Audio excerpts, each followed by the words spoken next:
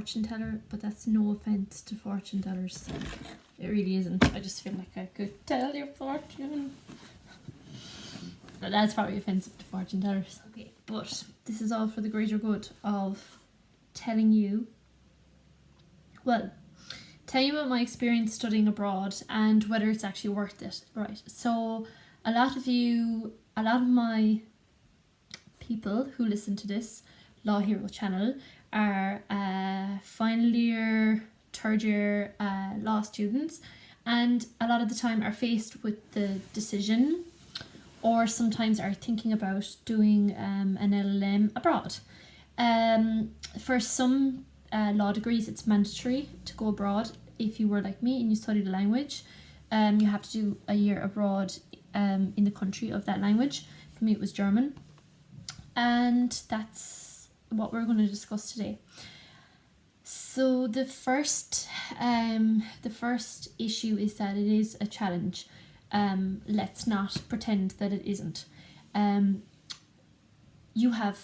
You do get a small amount of money from the EU Erasmus Fund, but it is definitely not enough to cover the cost of it, so it is expensive. So that is one challenge in itself. The second is that, you are away from your parents, you're from your dog, your cat, your brothers and your sisters. If you have a boyfriend or if you have a girlfriend, they kind of need to get used to the fact that you're going to be out of the country for a year, and because you're 21 or 22, you might move on to somebody else. It's quite an emotionally taxing time.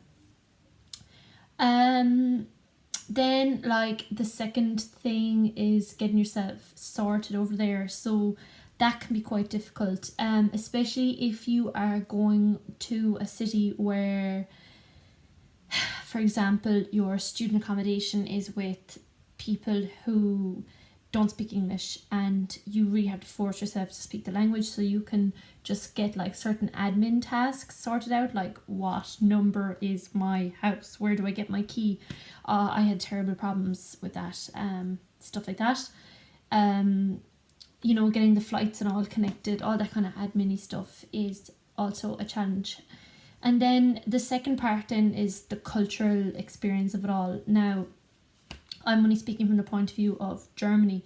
I can imagine if you go to China or if you go to America, your account would be much, much different. But from a cultural point of view, Germany is very different to Ireland. There are certain laws around cycling with alcohol on board. It's much more stricter over there because more people cycle. The way people present themselves and speak is different. There's not as much crack, as in the people aren't as open as we are, which isn't the worst thing in the world. They can warm up over time, but you just kind of have to get used to the way they are. The police have guns. We don't have armed police in Ireland. Little things like that are the cultural kind of differences. But to be honest, in Europe, you can just get over it. We are educated enough to get on with it. As I said, I can imagine if you went to Asia or South America or even North America, the cultural differences are different kettle of fish altogether. From an educational standpoint then, from my point of view, I found studying in Germany difficult. They don't have it easy, especially the law students. It's a civil law tradition which comes from the Romans. We learn in the common law tradition, which comes from the United Kingdom. I had no idea that. And yeah, you need to kind of get your head around that, and it's quite intimidating, especially as a foreign student, because everyone knows you're the foreigner and you're just sitting there in a big lecture hall, especially for civil law, and everyone's just we're these crowd, and the lecture's talking so fast in your native tongue that it's very, very hard for you to pick up the basics. I'm laughing because I remember, speaking of basics,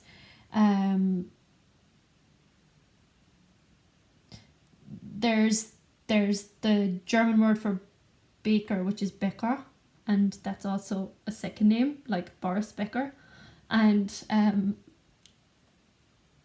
I made a mistake one day. I was like, well, why is he going to the baker? Like, what? Like, it doesn't make any sense to me. And the lecturer was like, no, his second name is Becker. And I was like, okay.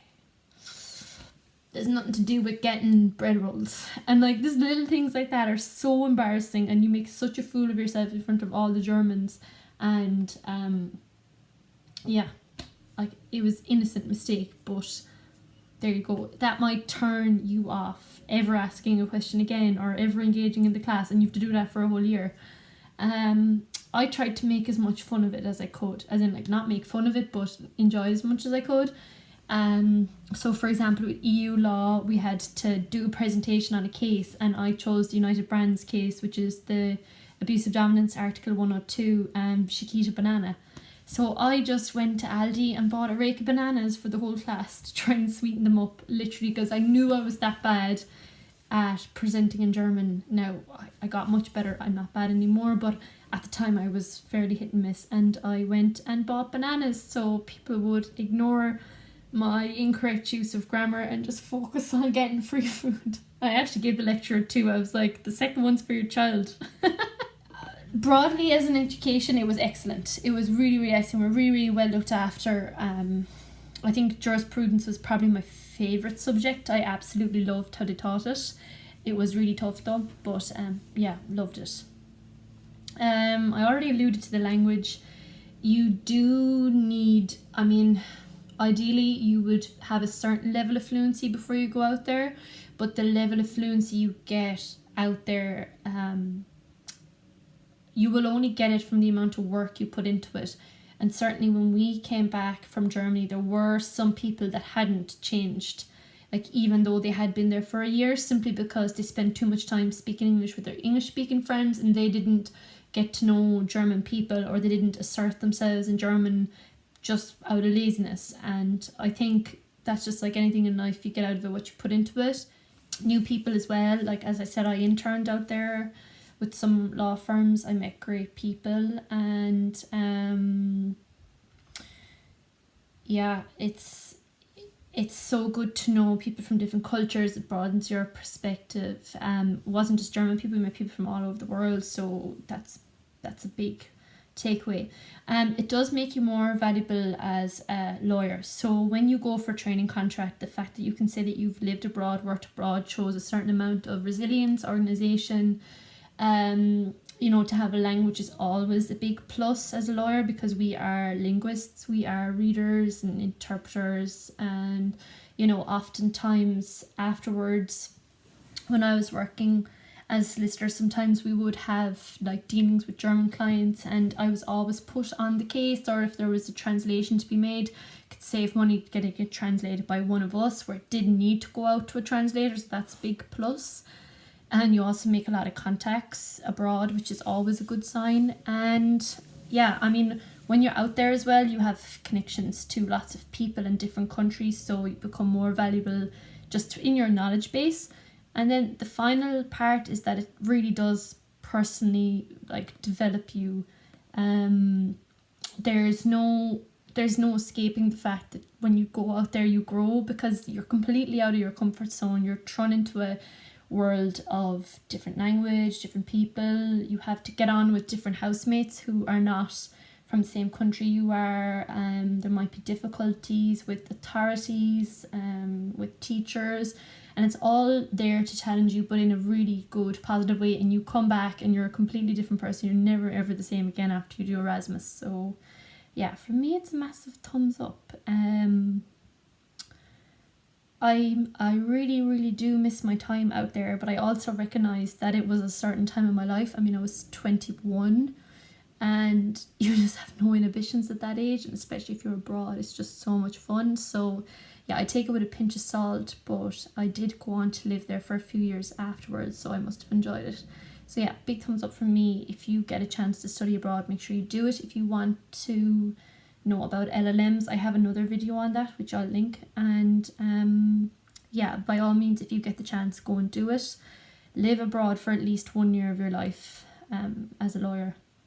You don't have to be practicing law, but just keep your foot in the door of law while you're out there. It'll really stand to you as a professional. Thank you for watching.